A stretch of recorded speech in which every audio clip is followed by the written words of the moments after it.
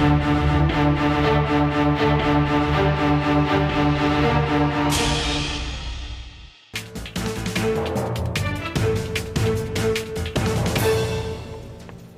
കേൾക്കേണ്ടത് പോലീസോ എന്നാണ് സൂപ്പർ പ്രൈം ടൈം ആദ്യം ചർച്ച ചെയ്യുന്നത്.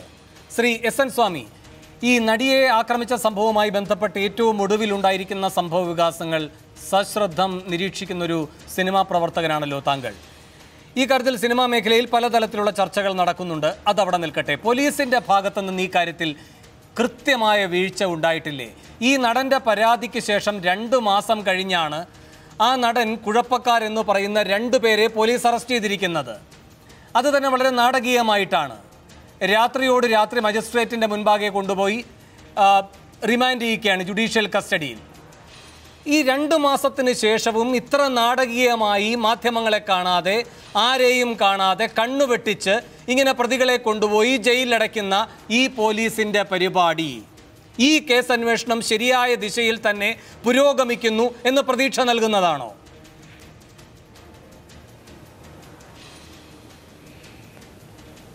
വേണു, ഹലോ, പറഞ്ഞോളൂ സർ. ഹലോ, അല്ല ഇവിടെ പിക്ചറില്ല, അതാ പറഞ്ഞോളൂ സർ. ഇപ്പം നിങ്ങൾ പറഞ്ഞ ഒരു കാര്യം, വേണു പറഞ്ഞ ഒരു കാര്യം തീർച്ചയായിട്ടും വളരെ ആശങ്കയുള്ളൊരു വിഷയമാണ്. കാരണം ഇതിനകത്ത് ഏറ്റവും വലിയൊരു പ്രശ്നം എന്താണെന്ന് വെച്ച് കഴിഞ്ഞാൽ, പരാതി കൊടുത്ത നടൻ പരാതിയുടെ അടിസ്ഥാനത്തിൽ നടപടി ഉണ്ടാവാത്തതിൻ്റെ ആശങ്ക ഒരു ഭാഗത്ത്, മറ്റേത് താൻ ക്രൂശിക്കപ്പെടുകയാണോ മറ്റൊരു തരത്തിൽ പീഡിക്കപ്പെടുകയാണോ എന്നുള്ള ഭയം കൊണ്ടുള്ള മാനസിക വിഷമം ഈക്വലായിട്ട് അനുഭവിക്കുന്ന ഒരാളാണ് ദിലീപ്. നടിക്ക് ഉണ്ടായ പീഡനത്തിനുണ്ടായ മനസ്താപത്തിൻ്റെ തുല്യമായൊരവസ്ഥയിലാണ് ഇപ്പോൾ ഈ നടൻ്റെ ഒരു അവസ്ഥ എന്ന് വേണമെങ്കിൽ പറയാം. പക്ഷേ ഇതിന് വ്യക്തമായൊരു കാരണം കിട്ടാത്ത കാലത്തോളം ഇതിനെക്കുറിച്ച് അറിയുന്ന എല്ലാവർക്കും, ഞാൻ ഉൾപ്പെടെയുള്ള സകല സിനിമാ പ്രവർത്തകർക്കും അതുപോലെ തന്നെ പൊതുജനങ്ങൾക്കും മറ്റ് കലാശ്രേണികൾക്കും എല്ലാവർക്കും ഇത് വളരെയധികം ആശങ്കയും വിഷമവും ഉണ്ടാക്കുന്നൊരു വസ്തുത തന്നെയാണ്. എന്തുകൊണ്ടാണ് എന്ന് ചോദിച്ചു കഴിഞ്ഞാൽ സത്യമായിട്ടും ഇതാരും ഇതിന് പറയാൻ തയ്യാറല്ല. എല്ലാത്തിലുമുണ്ട്. എന്തിനാണ് ഇത് അത്രയും വലിയ വ്യാപ്തിയുള്ള സംഭവങ്ങളൊന്നുമല്ല.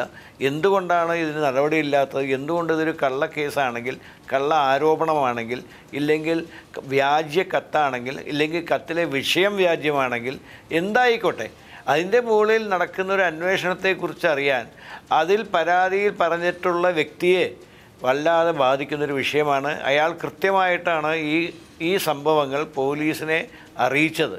എന്നിട്ടും നീണ്ട കാലയളവിനിടയിൽ ഒരു കേസ് പോലും ഇല്ല എന്ന് പറയുന്നൊരവസ്ഥയിലാണ് എങ്കിൽ, എന്നിട്ട് എനിക്ക് തോന്നുന്നു കഴിഞ്ഞ 3-4 ദിവസത്തിനിടയ്ക്ക് മാധ്യമങ്ങളിൽ കൂടെയും മറ്റു മീഡിയയിൽ കൂടെയുമുള്ള വളരെ വിപുലമായൊരു ചർച്ചകളും ഇതിനെക്കുറിച്ചിട്ടുള്ള ആവർത്തിച്ചിട്ടുള്ള അന്വേഷണങ്ങളും ഉത്തരങ്ങളും ചോദ്യങ്ങളും എല്ലാം ആയിരിക്കണം പോലീസിനെ ഇന്നലെ രാത്രിയോടുകൂടി ആരെയോ അറസ്റ്റ് ചെയ്യുകയും അവരെ അങ്ങനെ നിഷ്കളങ്കമായി കണ്ടുള്ള പോലീസിന്റെ ആ നടപടിയെ ഞാൻ താങ്കളിലേക്ക് തിരികെ എത്താം.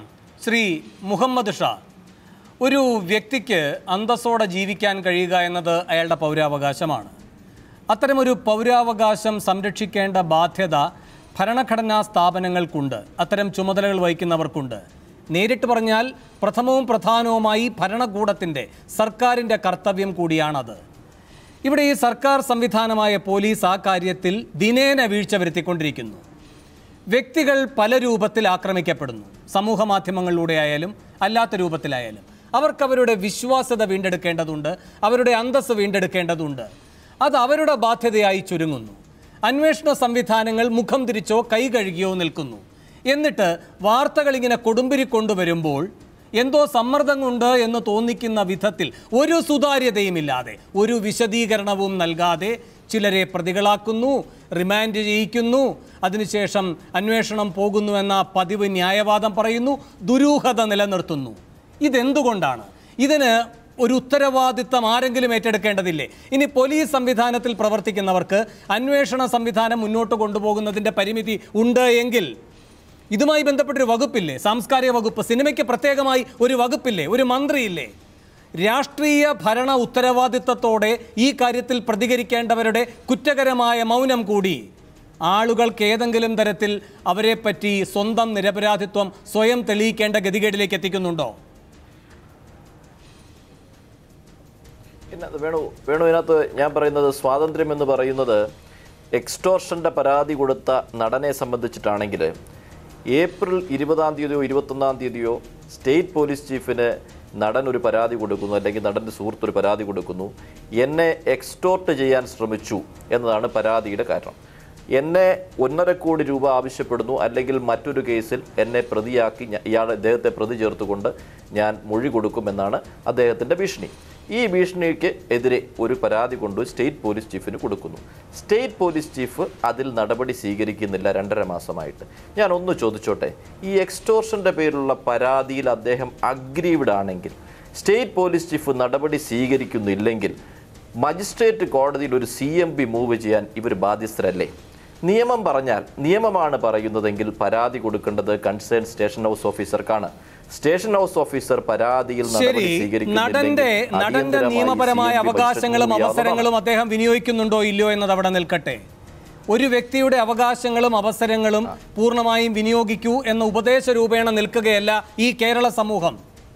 ഓരോ വിധത്തിൽ ഓരോരുത്തരെയും വേട്ടയാടുകയാണ്. ഞാൻ ആരുടെയും പ്രത്യക്ഷത്തിൽ കേസെടുത്ത് വാദിക്കുകയല്ല, ആ നടനെ പിന്തുണയ്ക്കാനുള്ള ന്യായവാദങ്ങൾ നിരത്തുകയുമല്ല. ഇവിടെ ഒരാൾക്ക് ഒരു പരാതി ഉണ്ടെങ്കിൽ അത് ഉന്നത പോലീസ് മേധാവിയോട് തന്നെ അത് നൽകുകയാണ്. തുടർ നടപടികൾ ഉണ്ടാകേണ്ടതുണ്ട്.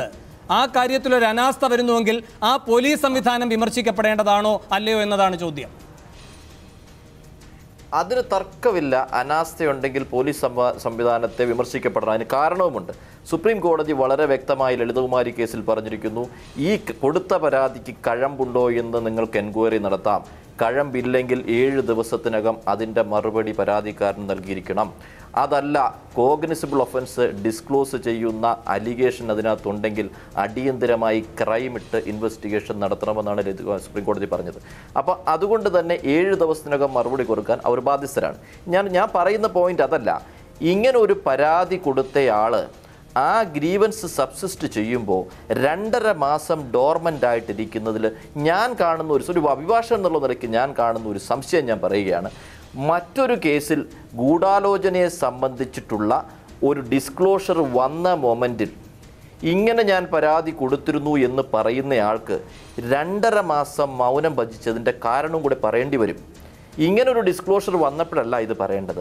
ഞാനൊരു പരാതി കൊടുത്തു 10 ദിവസമായി, ഇതുവരെ നടപടി സ്വീകരിച്ചിട്ടില്ല, ഞാൻ ഹൈക്കോടതിയിൽ പോകുന്നു, അല്ലെ മജിസ്ട്രേറ്റ് കോടതിയിൽ പോകുന്നു എന്നൊക്കെ പറയാൻ എന്തുകൊണ്ട് മടിച്ചു?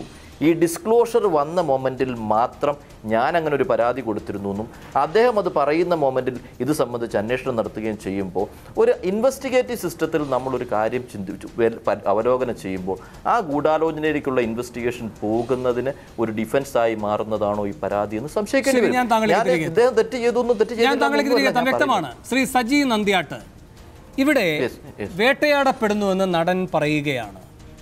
അദ്ദേഹത്തിന് ഒരുപാട് നഷ്ടങ്ങൾ ഉണ്ടാകും എന്ന് അദ്ദേഹം ഇന്നും പറയുകയാണ് ഫേസ്ബുക്കിലൂടെ. അങ്ങനെയെങ്കിൽ ഒരു നീതി നിഷേധം അനുഭവിക്കുന്നു എന്നതാണല്ലോ പരാതി. പോലീസ് സംവിധാനത്തിന് നൽകിയിട്ടും ആ പോലീസ് സംവിധാനം കാര്യക്ഷമമായി പ്രവർത്തിക്കുന്നില്ലെങ്കിൽ മറ്റു നിയമ നടപടികളിലേക്ക് എന്തുകൊണ്ട് അദ്ദേഹം പോകുന്നില്ല? അതാണ് അഭിഭാഷകൻ കൂടിയായ മുഹമ്മദ് ഷാ, ഹൈക്കോടതി അഭിഭാഷകൻ കൂടിയായ അദ്ദേഹം ചോദിക്കുന്ന നിയമപരമായൊരു സംശയം. 2, ഇത് ചെയ്തില്ല എന്ന് മാത്രമല്ല, സ്വയം ഒരു പരാതിക്കാരനായി നടൻ വരുന്നത് ഇതുമായി ബന്ധപ്പെട്ട നിർണായകമായ ഗൂഢാലോചന സംബന്ധിച്ച ചില നടപടികളിലേക്ക് പോലീസ് കടക്കുന്നു എന്ന വാർത്തകൾ പുറത്തു വരുമ്പോഴാണ്. അതൊരു സെൽഫ് ഡിഫൻസിനാണോ എന്നും ഷാ ചോദിക്കുന്നു. എന്താണ് മറുപടി? വേണു, ആദ്യമേ ചർച്ചയിൽ തുടക്കമിട്ടുകൊണ്ട് ഞാൻ പറയട്ടെ, 1000 കുറ്റവാളികൾ രക്ഷപ്പെട്ടാലും ഒരു നിരപരാധി പോലും ശിക്ഷിക്കപ്പെടരുത് എന്നുള്ള ഇന്ത്യൻ ഭരണഘടന സൂക്തവാക്ക് ഉരവിട്ടുകൊണ്ട് തുടങ്ങട്ടെ. ഇന്ന് ദിലീപ് പറഞ്ഞത് എന്താണ് വേണു? നമ്മുടെ കേരള ജനതയുടെ മുമ്പിൽ ദിലീപ് കേഴുക, ഉദ്യോഗസ്ഥന്മാരുടെ മുമ്പിൽ ദിലീപ് കേഴുക. എന്താ പറഞ്ഞത്? ഞാൻ ബ്രെയിൻ മാപ്പിംഗ് ഉൾപ്പെടെ, നാർക്കോ അനാലിസിസ് ഉൾപ്പെടെ, നുണ പരിശോധനയ്ക്കുൾപ്പെടെ തയ്യാറാണെന്ന്. ഇതിൽ നിന്ന് എന്താണ് നമുക്ക് മനസ്സിലാക്കേണ്ടത്? ഞാൻ കഴിഞ്ഞ ദിവസങ്ങളിൽ ചാനലുകളിൽ പറഞ്ഞ അതേ വാചകം ഇവിടെ ആവർത്തിക്കുകയാണ്. 101% ദിലീപ് നിരപരാധിയാണെന്ന് തെളിഞ്ഞിരിക്കുക. ഇന്ന് ആരുടെ മൊഴി കൊടുത്തിരിക്കുന്നു? ദിലീപാണ് ജയിച്ചെന്ന് പറഞ്ഞ് ആര് കൊടുത്തിരിക്കുന്നു? പൾസർ സുനി കൊടുത്തിരിക്കുന്നു. സമാധാനത്തിലുള്ള നോബൽ സമ്മാനം നേടിയ ആളല്ല പൾസർ സുനി. പാകിസ്ഥാൻ ബോർഡറിൽ പോയി ഇന്ത്യക്ക് വേണ്ടി വെടികൊണ്ട ധീരജവാൻ. ഇങ്ങനെ കേഴുന്നതിന് പകരം നിയമപരമായി സ്വന്തം അവകാശം, സ്വന്തം നിരപരാധിത്വം സംരക്ഷിക്കാൻ കഴിയുന്ന അവസരങ്ങൾ എന്തുകൊണ്ട് ഈ നടൻ ഉപയോഗിക്കുന്നില്ല? മാനസികമായി ഒരു വ്യക്തിയെ ഏറ്റവും അധികം തകർത്തില്ലേ വേണു? ഈ പ്രശ്നം ഉണ്ടായതിനു ശേഷം ദിലീപിൻ്റെ റിലീസ് ചെയ്ത പടങ്ങളുടെ കളക്ഷൻ നോക്കണം. വേണുവിനറിയോ? ഞങ്ങളതിൻ്റെ കണക്കെടുത്തിട്ടുണ്ട്. ദിലീപാണ് ഈ അന്തരീക്ഷത്തിൽ ഇതിൻ്റെ പ്രതി എന്നൊരു ധാരണ പൊതുജനങ്ങളെ വരുത്തുവാൻ അവർക്ക് സാധിച്ചിട്ടുണ്ട്. അപ്പോൾ ഒരാളെ ഏറ്റവും മോശക്കാരനാകുന്ന എപ്പോഴാ? മറ്റ് സാമ്പത്തിക കുറ്റകൃത്യങ്ങളിലല്ല. താങ്കൾ പറയുന്ന തരത്തിലുള്ളതാണ് സിനിമ എന്ന സംവിധാനത്തിന്റെ ജയാപജയങ്ങളെ നിർണ്ണയിക്കുന്നത് എങ്കിൽ ആക്ഷേപം ഒരു നടിക്കെതിരെയാണല്ലോ. ആ നടി ആക്രമിക്കപ്പെട്ടു എന്നതാണല്ലോ ഈ നടനെതിരെ ഉയരുന്ന ആക്ഷേപം. ആ നടി പിന്നീട് സിനിമ അഭിനയിക്കുകയുണ്ടായി. 100 ദിവസം ഓടിയില്ല കേരളത്തിൽ.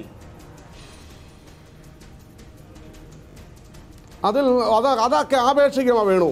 ഞാൻ ഒരു കാര്യം ചോദിക്കട്ടെ. എന്തുകൊണ്ടാണ്? അല്ലല്ല, ആ നടിക്ക് അങ്ങനെയെങ്കിൽ 100 ദിവസം വിജയം കിട്ടണം. ഒറ്റ മിനിറ്റ്.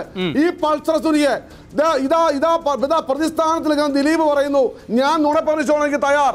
പൾസർ സുനിയെ നുണപരിശോധനയ്ക്ക് തയ്യാറാണോ? 2, ഈ ആക്രമിക്കപ്പെട്ട നടി നുണപരിശോധനയ്ക്ക് തയ്യാറാണോ?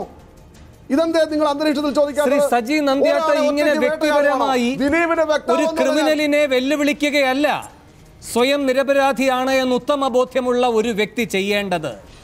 ഒരു ക്രിമിനലിനെ വെല്ലുവിളിക്കുന്നു, ഞാനിത് ചെയ്യാം, താനും അത് ചെയ്യ് എന്നൊരു ക്രിമിനലിന്റെ തലത്തിലേക്ക് സ്വയം ഇറങ്ങി നിന്ന് വെല്ലുവിളി നടത്താനാണ് നടൻ മുതിരുന്നത് എങ്കിൽ അത് അദ്ദേഹത്തിന്റെ സാമൂഹ്യ അന്തസ്സിനെ പറ്റിയാണല്ലോ നാം ചർച്ച ചെയ്തുകൊണ്ടിരിക്കുന്നത്. അതത്ര താഴ്ത്തിക്കെട്ടേണ്ടതാകും. അതിനാണോ ശ്രീ സജി നന്ദിയാട്ട് വാദിക്കുന്നത്? അതാണോ ആ നടൻ ആഗ്രഹിക്കുന്നത്? അല്ലല്ലല്ല വേണു, ഒരു നടൻ എന്താ ചെയ്തേ? കേരളത്തിന്റെ ചീഫിന് പരാതി കൊടുത്തു. അതിനുശേഷം ഏപ്രിൽ 20 പരാതി കൊടുത്തിട്ട് അദ്ദേഹം വെടിയായിരുന്നു വേണു. അദ്ദേഹം അമേരിക്കൻ ടൂറിന് പോയി. തിരിച്ച് വന്നു കഴിഞ്ഞപ്പോൾ ഇവിടുത്തെ സ്ഥിതി നമ്മുടെ ഗവൺമെന്റ് തലത്തിലുണ്ടായ മാറ്റങ്ങൾ വേണുവിന് അറിയാമല്ലോ. ശ്രീ ബെഹ്റ മാറി, TP സെൻകുമാർ വരുന്നു, ഇവിടെ ആകെപ്പാടെ കൊടുത്തു. അതെന്തുവാട്ടെ വേണു, ഞാൻ ചോദിക്കട്ടെ, ഇവിടെ ചോദിച്ച നേരിട്ടുള്ള ഒരു ഒറ്റ ചോദ്യമേ ഉള്ളൂ. പോലീസ് സംവിധാനം കാര്യക്ഷമമല്ല എങ്കിൽ, അവർ ആ കാര്യത്തിൽ ഉപേക്ഷ വിചാരിക്കുന്നുണ്ടെങ്കിൽ തുടർ നിയമ നടപടികളിലേക്ക് പോകാൻ നടനെ തടസ്സപ്പെടുത്തുന്ന ഘടകം എന്താണ് ശ്രീ സജി നന്ദിയാട്ട്? ലളിതമായ ചോദ്യം. വേണു, ഒരാൾ മാനസികമായി തകർന്നു പോയ ഒരാളാണ് നമ്മുടെ ദിലീപിന് എന്ത് ചെയ്യണമെന്ന് അറിയാത്തൊരവസ്ഥ വരും. ഇങ്ങനെ ഒരു സാഹചര്യം നേരിടുമ്പോൾ നമ്മളാരും അത് നേരിട്ടിട്ടില്ല. മാനസികമായി തകർന്നു പോയ ഒരാളാണ് അദ്ദേഹമെങ്കിൽ അദ്ദേഹത്തിന്റെ പുതിയ സിനിമ ഇപ്പോൾ വരില്ല. ഇല്ലില്ല, തൊഴിലെന്ന നിലയിൽ ആ കാര്യം ചെയ്യാൻ കഴിയുമെങ്കിൽ, തൊഴിലെന്ന നിലയിൽ ആ കാര്യം ചെയ്യാൻ കഴിയുമെങ്കിൽ എന്ന് വെച്ചാൽ താൻ മറ്റൊരാളായി അഭിനയിക്കാൻ ഒരു വ്യക്തിക്ക് കഴിയുമെങ്കിൽ താനായി തന്നെ അവതരിക്കാനും ആ വ്യക്തിക്ക് കഴിയണം. അവിടെ ഒരു പ്രത്യേക മാനസിക നിലയില്ല. അതിൽ നിന്ന് അയാളെ പിന്നോട്ട് വലിക്കുന്ന ഒരു പ്രത്യേക മാനസിക നിലയും മനുഷ്യനിലില്ല. ശ്രീ സജി നന്ദിയാട്ട്, താങ്കൾ ഇപ്പോൾ പിന്തുണയ്ക്കുന്ന നായകനും മനുഷ്യനായതുകൊണ്ട് അദ്ദേഹത്തിന് അത് ബാധകമാണ്. ഞാൻ താങ്കളിലേക്ക് തിരികെ എത്താം. PT തോമസ് MLA ടെലിഫോൺ ലൈനിൽ. ശ്രീ PT തോമസ്, ഇവിടെ ഈ പോലീസ് എന്താണ് ചെയ്തുകൊണ്ടിരിക്കുന്നത്? കൊച്ചി പോലീസിലെ കേമന്മാർ ചെയ്തത് എല്ലാവരും ഉറങ്ങുന്ന സമയം നോക്കി കുഴപ്പക്കാരെന്ന് പറയുന്ന 2 പേരെ മജിസ്ട്രേറ്റിന് മുൻപാകെ കൊണ്ടുപോയി ജുഡീഷ്യൽ കസ്റ്റഡിയിൽ റിമാൻഡ് ചെയ്തിരിക്കുകയാണ്. 2.5 മാസം കഴിഞ്ഞു ഒരു പരാതി. ആ പരാതിയുമായി ബന്ധപ്പെട്ട അനുബന്ധ നടപടികളാണ് ഈ അറസ്റ്റിലേക്ക് നയിച്ചിരിക്കുന്നത് എന്ന് നമുക്കറിയാം. ഇരുട്ടിൻ്റെ മറവിലല്ലാതെ പോലീസിന് പ്രവർത്തിക്കാൻ കഴിയാത്ത സാഹചര്യം എന്താണ്? അത് ക്രിമിനൽ കുറ്റവാളികളുടെ രീതിയല്ലേ ഇരുട്ടിൻ്റെ മറ വേണ്ടത്? കൊച്ചി പോലീസിന് എന്തുകൊണ്ട് ഇരുട്ടിൻ്റെ മറ വേണ്ടി വരുന്നു?